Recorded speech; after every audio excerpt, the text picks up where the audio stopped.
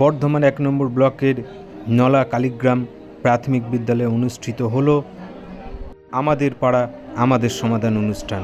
এই অনুষ্ঠানের মধ্যে দিয়ে সাধারণ মানুষকে দুয়ারে সরকারের মাধ্যমে পরিষেবা প্রদানের মুহূর্ত আপনাদের সামনে।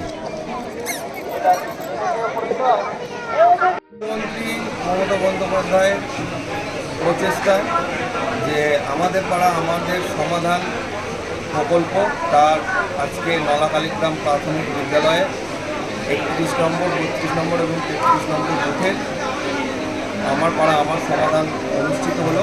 এখানে 3টে বুথের সমস্ত মানুষ নিজেরা এসে নিজেদের পাড়ার সমস্যার কথা বললেন এবং সেই অনুযায়ী স্কিম ধরা হলো। বিভিন্ন লাইট, ড্রেন, রাস্তা ইত্যাদি তৈরি হলো। এই প্রোগ্রামে আমাদের উপস্থিত ছিলেন বেলকাস গ্রাম পঞ্চায়েতের প্রধান রেজিনা শেখ, বিডিও অফিস থেকে আগত প্রতিনিধি এবং পঞ্চায়েতের আরও সমস্ত প্রতিনিধিরা এবং আমাদের 3টে বুথের সমস্ত সদস্য এবং সমাজসেবী সাদ্দামুদ্দিন উপস্থিত ছিলেন।